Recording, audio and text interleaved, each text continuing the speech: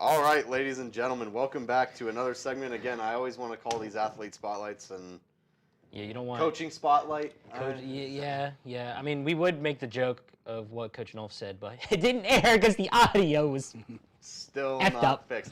Anyway, coming on another episode today, we are with Edinboro women's soccer head coach Gary Kay. He said I could just call him that, so I don't have to pronounce his last name. There we go. I'm pretty sure I would have nailed it anyway, but it's all right.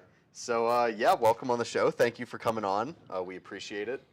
And I guess we want to jump right in. So we actually, whoa. For this entire, I wasn't expecting my close-up to be that close. For this entire interview, we're actually going to be using the teleprompter. Yeah, we are. Yeah. Also, didn't mention anything. One of the longest tenured head coaches at Edinboro, been here since 1996. So, long tenure. Very long tenure. Longer than Yeah, that's right. You a lot of coaches in a lot of sports. Yeah. So, Yeah, that's right, Nathaniel. You fixed my close-up. the one and only head coach. Started the program and is still here. Yeah, So, started just like Alex said, started in 1996, posted a record of 247 and 211 wins, and then 211, and then 52. Is that Ties. Okay. yeah. Okay. For a I'm used to hockey where it's with OT hockey. losses. Yeah, and then a 53.529 win percentage. So there we go.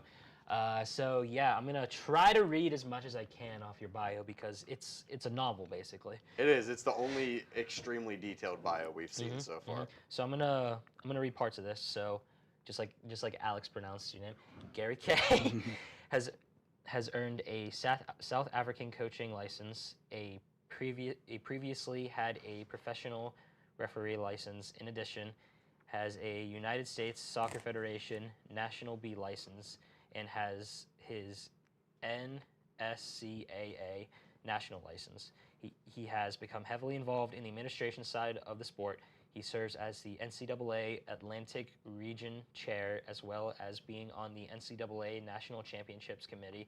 He also serves as the United Soccer Coaches National Division II Women's Soccer, National and Atlantic Region Chairs. He also serves as the PSAC representative for the Coaches Connection for Division II Women's Soccer. Give me a second to breathe. And then we're going to scroll up a little bit here, and then we'll thanks to 5 wins in its final 7 contests, Edinboro posted its first winning season in 2000, going 10-8-1. The Fighting Scots had a 4-game win streak in which it held opponents scoreless for 500 minutes. Wow. Whew! 500 minutes. That's a long time. That's a lot of minutes. Yeah, but we'll start off. First question: what made you decide to become a coach, and why have you stayed at Edinboro so long? I mean, you have been successful here, and so you could have moved somewhere else. But what is it about Edinboro that made you want to stay here for this long? So, first of all, thanks for the invitation to come and talk to you guys. Absolutely. Yep. Secondly, some of those things in my resume are changed. I'm just the national chair now for the ranking committee for the United Soccer Coaches. I gave up the Atlantic Regional chair. My assistant is now the chair for the Atlantic Region. It's just a lot of work, and then the Coaches Connection thing rotates. So after 4 years, I had to get off, and somebody else got on. That just expired last year. So a little bit of my resume changed. I better get it done before they redo mine. But to be honest, it's a bunch of stuff that really you've done in the past, and it really doesn't matter, right? So everything that you look at going forward, and I'm always planning on where we're going, and hopefully we'll be better in the future, et cetera, et cetera. Your question is a good one. I came in 1996, and I was going to be here for a year or two and then leave. And I had no program. I got signed August 3rd, and first day of preseason was August 13th. We didn't even have a full team. We had 8 kids. And so we struggled through the first couple of years. And then after the 4th year, we kind of had something together because we had actually recruited some players and we had a successful season. But during those 4 years, you get to meet the people that are here, and the part that makes Edinboro Edinboro. And you can ask anybody that's been here as a student and now works here. Edinboro is unique in the sense of you get into it and then it just doesn't let you go. And the people are what make it, right? Mostly hardworking, blue-collar people that really care about this facility and about this place. And I'm sure as you guys move on, somewhere you'll feel a tie to the university itself, and you'll come back and year after year and enjoy and remember all the years that you've had here. So I've only applied to 2 other jobs in my 28 years here. And both of them were to move closer to family. Both were, one was in Memphis, one was in Nashville. And I didn't get the job, so I didn't have to make that decision. But I love it here. I love the people, I love the program, I love my kids. You know, I've made some good friends in administration. Faculty is awesome, people are great, and why would you leave if you're happy, right? So yeah. Yeah, there you go. And you know, this actually goes perfectly into my question. I'm glad why my angle looks really weird. Right I'll fix it. I'll fix it. Anyway, so obviously, as you said, when you got here, there wasn't a program at all. Right. And for people in the audience that don't understand, when a program doesn't exist, the players don't just come out of nowhere. I mean, they don't just appear. So what was it like those first couple years? Obviously, like you said, you got here 10 days before the preseason your first year. So what was it like just recruiting, trying to get people, and then building a program that, as you had said, within the first 4 or 5 years was pretty successful? So when you're starting a program, you don't really think of what is going to happen, right? I was excited for the opportunity. I was assistant at Gannon before. I played professionally. I kind of had some licensing. I'd been pretty successful in coaching, so I was kind of excited for the opportunity. And then they told me 30 kids were coming. 8 showed up. Yeah. Then we had getting people out of the cafeteria. And by the way, we played 7 nationally ranked teams my first year. Wow. So Bloomsburg was like number 7 in the country. Oakland was number 2 in the country. West Virginia Wesleyan was 3 in the country. Ashland was 20 in the country. I mean, and we go on and on. Lock Haven was number 10 in the country. So, and we got our butts kicked, right? We really did. But the kids persevered. They had a good season. I mean, in the sense, a good experience. Yeah, right. And I think there's a lot to be said about providing a good experience for the kids in the sense you play as hard as you can. Be realistic about your goals and expectations. Yeah. And then the following year, you just reset your goals and start again, right? So I didn't know what I was getting into. The AD left right after the first year. So then we got Bruce to be the AD.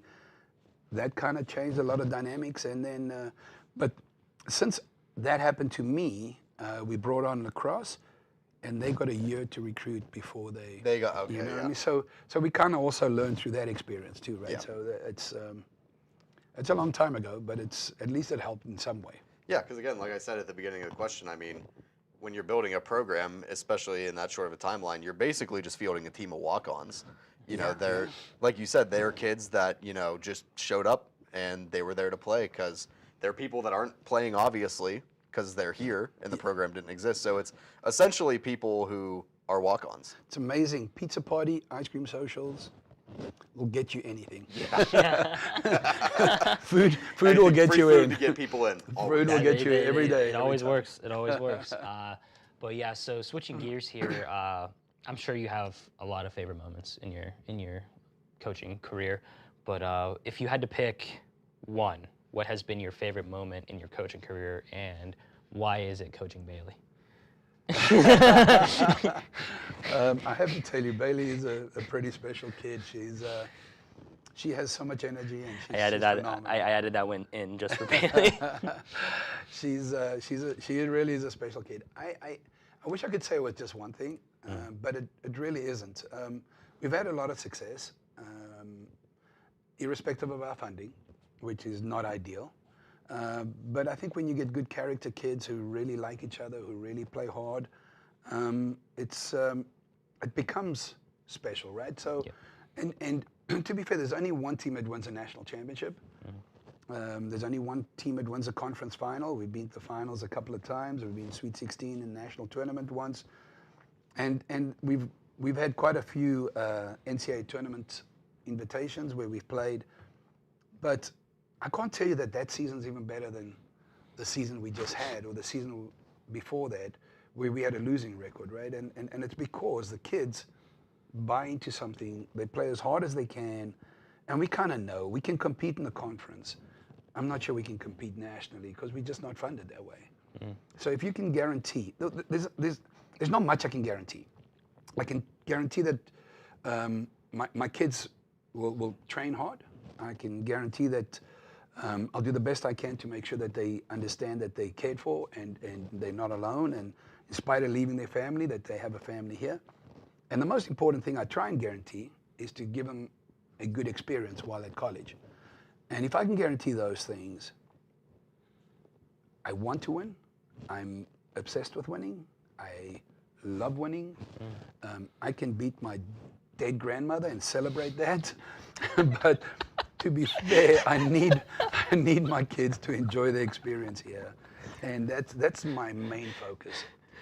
Here's another thing. So while I'm coaching, right, I'm watching game film, and we're trying to come up with game plans, and we're trying to do the best we can to make sure that we are giving them enough information that they can understand, because soccer doesn't stop, right? It just goes and continuously. Right, yeah. So as the game's going, they've got to make thousands of decisions within a minute, right? Do I go there? Do I go there? Do I get the ball back? Anyway, but when I'm giving them this information, I want to make sure that I'm not the weakest link. They work out all the time.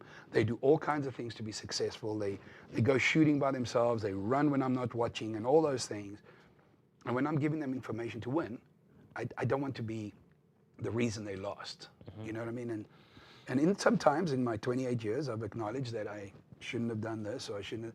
But a lot of the times, we make a lot of changes where I think we've been extremely successful in making adjustments in games and succeeding. So, yeah, I mean, it's like you said, it's unfortunate, and a lot of people, including myself, were hoping that NIL would help these things. But whenever you're not getting the alumni donations and the, when you're not getting all of that, and when you're not getting all that funding, it is harder because for a lot of kids that play sports at the collegiate level, it's about being able to get their education and get a discount on it through their sport. So that's a big thing. And whenever, unfortunately, in some situations, the money is very much a big part of that. So we have 36 out of 41 kids above a 3.0. Yeah. Right. I mean that's insane. Right? Yeah, I just saw that on Instagram right? last week or something like that. And then 3 of the kids that weren't above a 4.0 were 2.97. Right. Right. They were right there. And even the people that are getting money are not getting a lot of money. Right. So all of this stuff is coming around and telling you that the people that we're recruiting, the people that are part of this program, but the people that are buying into being the best we can be, are excelling not only in the classroom, they're excelling on the field in spite of whatever the hardships are. They're excelling in community service. They're excelling in just being good people around. And I think, we just lost the light. Lost the light. This might make me look better. That might help, right? But I mean, if at the end of the day, when they leave here, I'm hoping that my kids are good citizens, good people. Yeah. They understand that the world doesn't revolve around them, and they're more willing to give, and hopefully, by giving, they'll receive also. And life experience is worthwhile. You know what I mean? So. And I mean, Alex can agree with me on this too. Everybody that we've gotten on this show and everybody that we still talk to today and are friends with, like on the soccer team, everyone's just been so nice and friendly and everything. Like Kaylee, Jill, Bailey, everybody, all of them. Yeah. So definitely. I'm genuinely fortunate, honestly, to get kids that buy into it. Right. I mean, it takes 1 or 2 kids to just spoil everything. Right. Yep, it really is all it takes. So it's we're fortunate we have a great team, and I hope with that it gives them that experience that we keep talking about, right? Mm-hmm. So sticking on the track of players and personnel and that kind of stuff, past 2 years have been a little bit down, Obviously, there have been some pretty big graduating classes recently. A huge one for a lot of college sports teams in general is you're now losing those seniors that had that extra year of eligibility from COVID. So what's your plan moving forward? You're a pretty young team compared to the rest of the PSAC and in your division and stuff like that. So what's your plan moving forward with that? So with 41 kids, we are fortunate that we have kids to take their place. Yeah. And so we kind of in a position, so you don't necessarily prepare for 1 year, so you're kind of preparing for 2-3 years. Right now we're recruiting 2025s. Right, yeah. We're getting 2026s, and sometimes even 2027s. We're not actively on 2027s. Yeah, as much as you can. Obviously, Right. there's some restrictions in Right. recruiting. So our 2025s now are coming in that we kind of understand that we will get 1 year of them at least playing without all the pressures of starting and being. That doesn't mean that freshmen don't start. Right. Yeah. The best players will start. But what it does mean is that it allows us to have some kids that can develop for a year. Yeah. And then we can Be ready. Yeah, because look, if we had the money to go out and get the best players to start, that would be one thing. But instead, we go and get players that we believe will fit into our program, and we can train them into being part of our program. So the program's in a good place. I mean, we have some really nice players coming through. We are losing, I want to say 11 seniors. And we're also losing 3 or 4 other kids due to major, having their majors too demanding, or they have to go and get a job and stuff. Right, yeah. So we're losing about 14, maybe 15 kids. Currently, we have 6 or 7 secured for 2024. Good. Yeah, and we'll probably end up with about 10 or 11 by the time it's all said and done. Yeah, sorry about that. Solid. I just saw my finger just randomly just started bleeding, so I had to run to the bathroom real quick. How'd you do that? I have no idea. You're like Trump, when you hold your hand up and there's blood everywhere. Did you see that? Maybe you're like in the wrong position. Yeah, you could be running the government or something. I don't know about that. So you got you get the last question? Yeah. Okay. All right, that's the last time I'll get up out of my seat. So what we like to do is a rapid fire thing. We do it with everybody. My favorite, and we can promise this to you, we do not have a blindside question for you. We do usually have a blindside question for our friends that are players, but the coaches we don't like to blindside. Yeah, Okay. yeah, and it's funny just seeing everybody's reaction when we go favorite Edinboro women's soccer player. That's not yourself.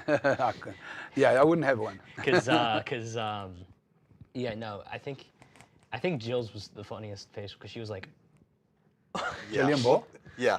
I think that was the first time we pulled that question out, no, though. it was Kaylee because was Kaylee. It was yeah. Kaylee. Yeah, it was an extra We had blindside. Dom apologizing on camera to Yeah, all his teammates That's before right. he answered it. it was good. But yeah, so we'll start off. It's gonna be a few basic questions, and then we'll get into some more, I'd say, deeper kind of questions. Okay. But all right, first one, Coke or Pepsi?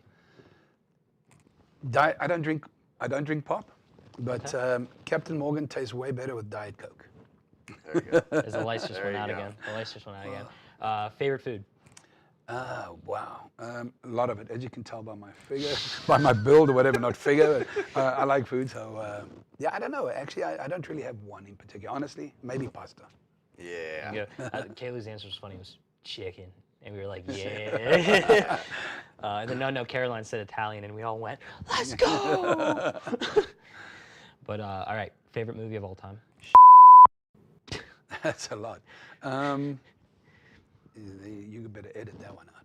Yeah, it's gonna be an extra beat to put it. Let me think.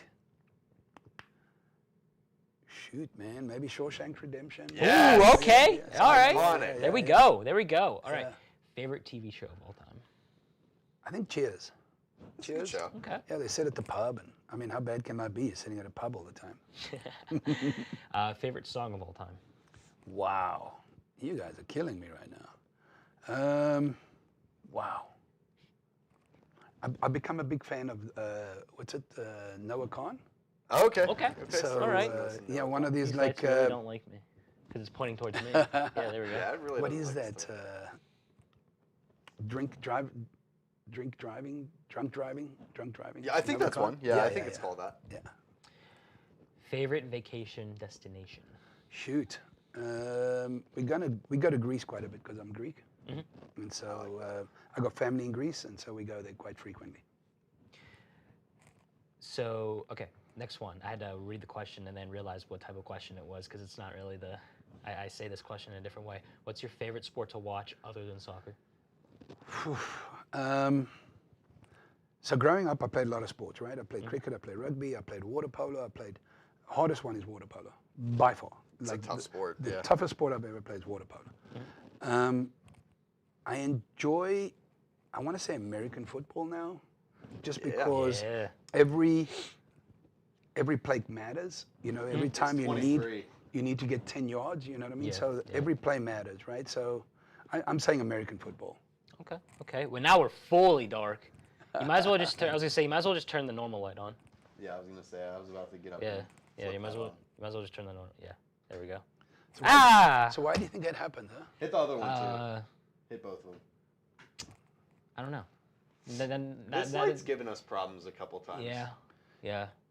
Maybe Nathaniel can fix it. Or maybe I'm just bad luck today. I'm bleeding and then the light's going on. Yeah, you're having a bad day. Yeah, then the close-ups are way too close. All right, next one. Who's your favorite football club? I'm a Gunners fan. I'm an Arsenal fan. I've been since 1971. I was 6 years old. It's a long story affiliated with that, and you need a couple of beers for that. But big Arsenal fan. They play in the EPL in Britain.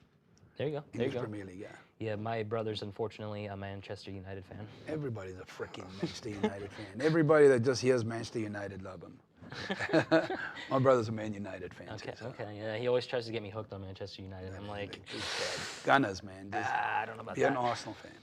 All right, so we're just gonna say this now. Yeah. Just real quick. We did not write this question. We don't know how. We don't know how it got into the prompter. Yeah, but we're like Ron Burgundy. We read whatever's on the prompter. So, who is your favorite soccer player of all time, and why is it Bailey Welling? You know, I actually didn't know. I'm sure Bailey wrote the question. She is a pretty special kid. She's, we have a lot of special kids, but Bailey may be more special than special. Look, I like Bailey because she's always happy. She's always willing to do everything that the team needs. And it's not, I like all of them, to be honest. I tell them all the time. I don't really, and it's not really based on playing time either. So, love my kids. I'm fortunate with the job I have. And over my time, I think there's been so many freaking awesome kids that I've been fortunate to be a part of their life for a little bit. So Bailey is one of those kids. She's one of many. Bailey, also a great video personality. She manhandled our show for us yesterday. Did she kill it? She killed it. I want to see that one. I think we need to retire. Well, he'll be on the same one, isn't it? No, you're thinking of Easton. Easton's. As of today of this recording, tomorrow Bailey's the host of the show, and then the Athlete Spotlight is Easton. Okay, yeah. So then, in the way this goes, your episode will be next week. Cool. So that's how we do this. But and I want to say this as well. The only reason I said the thing in the beginning, because I actually did not think that was going to be written on the teleprompter. That's the only why. Well, that was the only reason why I asked the question twice. Oh yeah, you did say it. I was right in the beginning. You did say it at the beginning. I legitimately did not know that was going to be on there. I think Nathaniel probably just wrote it in there. Yeah, probably. Or Haley. I'm blaming it on one of those two over there. It was definitely Nathaniel. He's the one that handles. He's the only one that cares. You know what, Nathaniel, right there. Yeah. Catching me off guard. All right, so is this there's only 10 rapid fire, right? Yeah, this is the last one. Okay, so for the 10th rapid fire, then there's also the last question we always like to ask. Oh, yeah. Do you have a team song, and if not, what would you make it? So, we were driving the van somewhere in the fall, and the girls were singing Flowers, Miley Cyrus. They kind of were shouting it out so loud. I'm sure it's their favorite song. It would be nice to win something and then say we are the champions. That would be a great song. There you go. Yep. But as for now, until we win something, I guess it's Flowers. I don't know.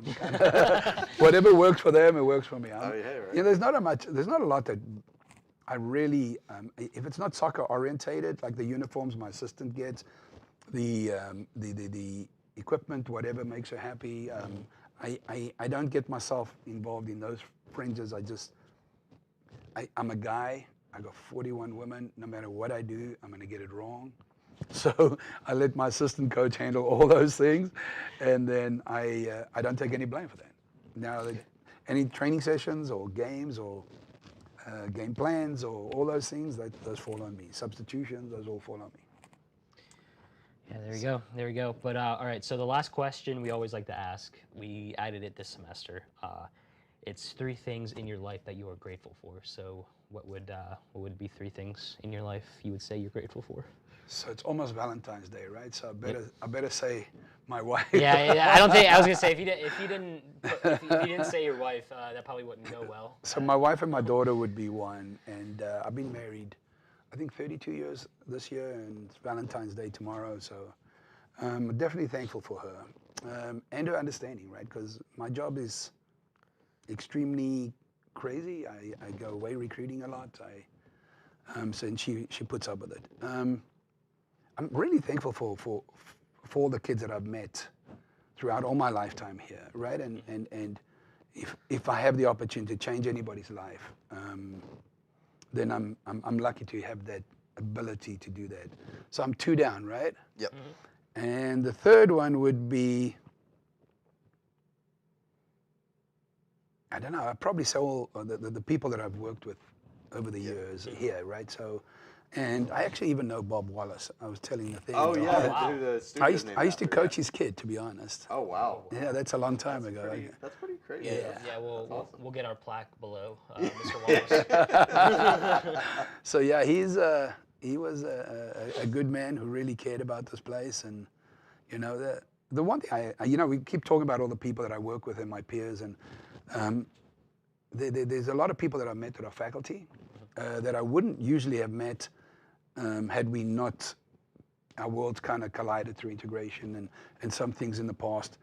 And there's some super incredible faculty people here, man, that are just all in it for the kids. And I think as long as we're all in there for the same reasons, I think we'll be okay. Yeah, absolutely. There we go. Yeah, we Do I get to ask you guys questions now? we made it onto a school email though, right? That means we're probably like halfway to a plaque in here. I think that sounds about right. We got for going on the Critical Eye on TV. We were on live TV. We got an article. We got an article written by Penn West, and we got in the school email. Wow. For that, yep. School newsletter. Yep. That's really cool, man. Like people don't always appreciate all these stuff that happens behind the scenes, right? So, my girls went and played in that play. They did the trivia thing. Mm-hmm. You know, the faculty put it out, and they went and did. And I don't know if you know this, but Kaylee and Jillian were both chosen on like the all-star team to go against the faculty, and they almost won. They almost won. That's not remotely shocking. And there were like 10 teams, and they chose Kaylee. They only had 4 members. 2 of them were soccer players, and they were chosen to be on this all-star team against faculty. That's awesome. And so, all those things matter. Your college experience, every little piece, when you leave here, kind of comes back to you later on. I'm sure you guys have had enough kind of ideas where you have gone out and remembered how the night ended. Can I tell you a funny story? Yeah. Okay, it's the last story. So I'm sitting at Willie's, and they got Long Island's on Saturdays for $3. And so one guy that graduated from here came in, and he's like 24. I've known him for years. So he comes in, and what are you doing? I said, I'm having a Long Island. So he's like, okay, so I'll have one of those. And then he slurps the thing down. And I'm still like 2 sips in. And then he gets another one. And he gets onto the third one. I said, dude, don't do that. Like, I'm just telling you. He's like, Gary, you know me? I was like, I know you. Don't do that. Finished his 4th one. I left. I finished 1. He calls me the next morning, and he says that he passed out in his old apartment. He went to his old apartment, fell asleep on the kitchen floor. I can't imagine those people coming home, and there's some rando dude on your floor, and they step over him. Nobody even woke him up. They just stepped over him and went to bed. They don't even know him.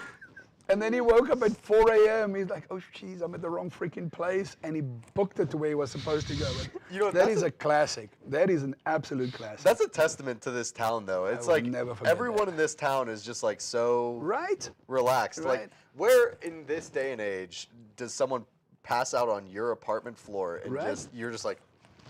And nobody cares, right? That is freaking awesome. Anyway, I'm sure you guys Oh, never mind. He has one. I'm always prepared. He's always prepared. But yeah, Gary, thank you so much for coming Yeah. on. Yeah, it was a great episode. Even though I had to leave. And for now a our part lights because I back was on playing. again. But this will be going at the end of next episode, right? So this would be episode 6, I think. Yeah. So this will be the end of episode 6. Yeah, we'll have to come up in the summer. He might already be up here. We might have to come up during the summer at the end of camp and interview you and a few other You people. mean end of preseason? Yeah. For sure. Sure. So. You can get all the girls in there. It'll be fantastic. Yeah, we'll get everyone in. Yeah. They're pretty cute too, so it's not like. Look at Nathaniel. He's like, whoa. I think he's blushing right now. He's telling us to wrap it up. Nathaniel, you're cute too. Yeah, Nathaniel, you're cute. You're cute. I'm just kidding. Great episode. Good night, America. Boom.